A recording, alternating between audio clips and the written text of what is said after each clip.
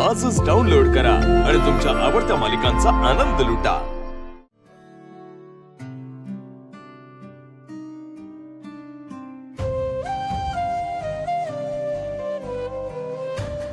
आई sorry, नीलांबरीने असं मधूनच उठून जायला नको हवं होतं। सॉरी अधिराज, हे बघ, मी नीलांबरीचं मन समजू शकते, अगदीच समजू शकते, आणि त्याच्यासाठी तुला सॉरी म्हणायची काहीच गरज नाहीये। अगं पण आई, घरात असं आनंदाचं वातावरण असताना तिने असं वागणं म्हणजे... हे बघ अधिराज, मला माहिती आहे किती दिवस झाले आपल्या नीलूला आई होण्याची इच्छा आहे। तुमच्याकडून तुम्ही सगळे प्रयत्न करताय, पण तुम्हाला त्यात यश मिळतच नाहीये। आणि अशा वेळेला दुसऱ्या कोणाची गोड बातमी ऐकली की वाईट वाटणारच तिला, एकटं वाटणारच। तू नको विचार करूस जास्त। आम्ही पण एक सगळे प्रयत्न करतोय का? कित्येक डॉक्टर बदलले, डॉक्टरांनी सांगितले सगळे उपचार करून झाले, पण आता यश येत नाही, त्याला आम्ही तरी काय करणार आहे? एक सांगू का, तू तिच्या बरोबर आहेस याची तिला जाणीव करून दे, तिची काळजी घे। अशा वेळेला ना बायकांना असं वाटतं की आपल्यातच काहीतरी कमी आहे, हे जग आपल्याला एकटं पाडतंय असं वाटतं, कोणालाच आपलं पटत नाही असं वाटतं। आणि त्यावेळेला महत्वाची असते ती जोडीदाराची साथ। तर मी तिच्या सोबत आहेच नाही। मला खात्री आहे तू तिच्या सोबतच, पण अधिराज, मला असं वाटतं की तुम्ही अजून एका डॉक्टरांकडे जा, त्यांचा सल्ला घ्या आणि तुमच्या ट्रीटमेंटला पुन्हा एकदा सुरुवात करा। मला माहिती आहे तुम्ही दोघं मिळून ह्यातून नक्की काहीतरी मार्ग काढाल।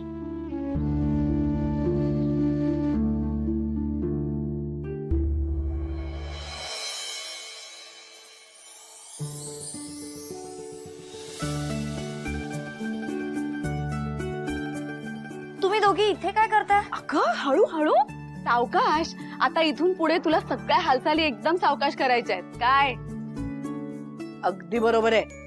आता की नाही, भरपूर आराम करायचा आणि भरपूर लाडही करून घ्यायचे। असं का म्हणताय तुम्ही? रेणुकाताई, पाहताय ना? काय ग लब्बाड, अगं आम्हाला गोड बातमी कळलीये, तुझ्या नवऱ्यानेच सांगितली। सिंचू, जेव्हापासून आम्हाला ही बातमी कळली आहे ना, इतका आनंद झालाय म्हणून सांगू। तुला माहितीये, तुझ्या आवडीचे सगळे पदार्थ सुद्धा करायला सांगितलेत मी। हरीश, सिंचना, तुम्हाला सांगते, तुम्हा दोघांच्या या गोड बातमीने दोन्ही घरातलं वातावरणच बदललं।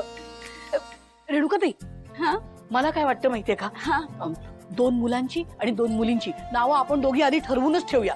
अहो, मुलं आहेत ना, खूप कठीण नावं ठेवतात, उच्चारायला पण जमणार नाही आपल्याला। नावं कशी गोड, सात्विक, सोजवळ असायला हवी। अरे वा, असं कसं? हे बघा, बाळाचं नाव आमची भावनाच ठेवणार। असं काय करताय? आत्या आहे ना ती बाळाची, तो मान तिचाच काय? हेही खरंच आहे म्हणा। बरं हरीश, मला सांग, आपल्या घरात भीमसेनी कापूर आहे का? नाही, रोज संध्याकाळी आता कापूर जाळायला हवा ना, घरातली हवा कशी स्वच्छ असायला हवी। अहो, आपल्या गावात केवढं प्रदूषण वाढलंय।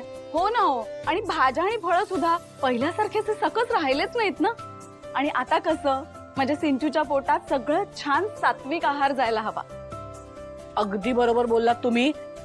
सिंचना, हरीश, ठरलं, आता यापुढे फक्त घरातलंच खायचं, बाहेरचं काहीही नाही।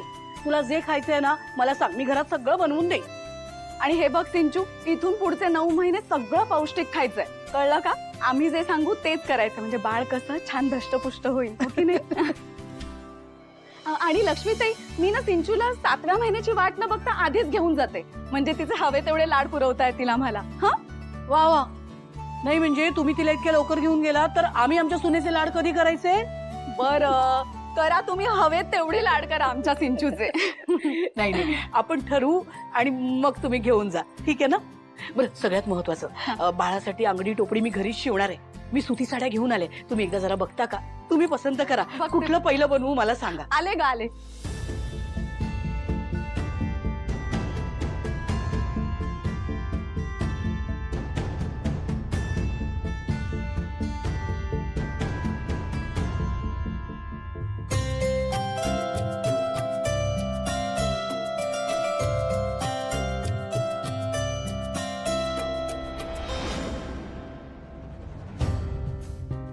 काय झालं हनी? तुला राग आलाय का? तू घरी का सांगितलंस? अगं का सांगितलं म्हणजे एवढ्या आनंदाची बातमी घरी सांगायला नको का? अरे सांगण्याआधी मला विचारायचंच तरी. अगं किती काळजी घेतायत तुझी आणि त्यांना आपल्या येणाऱ्या बाळाचं किती कौतुक वाटतंय. शट अप हॅरी, मला एवढ्या लवकर नव्हतं सांगायचं. अगं पण का? कारण फर्स्ट 3 months कोणाला सांगायचं नसतं. अगं हे मला माहिती आहे, कारण वीणा वहिनीच्या वेळी पण हेच झालं होतं. आम्ही कुणालाही सांगितलं नव्हतं, फक्त घरच्यांना सोडून. आणि आता सुद्धा मी तेच केलं, माझ्याच घरी सांगितलं, इतर कोणाला काहीही माहित नाहीये. तू तुझ्या आईला सांगितलं, तुझ्या आईने फोन करून माझ्या आईला सांगितलं. अगं मग वाईट काय आहे त्यात? दोघे किती आनंदात आहे बघितलंस ना तू. आणि तुला तुझ्या आईला सांगायचं नव्हतं का? Of course not Harry. मग माझं मी सांगितलं नसतं का? अगं पण का? तुला कळतच नाहीये हॅरी. आपल्या बाळाबद्दल कोणाला आणि कधी सांगायचं हा डिसिजन आपला असायला हवा. तू मला कन्सिडर न करता हे करायला नको होतंस. कम ऑन हनी, हे काय आहे? नाही हॅरी, तू हे जे काही केलेस ते मला अजिबात आवडलेलं नाही. ऍटलीस्ट कर्टसी म्हणून तरी मला विचारायला हवं होतंस.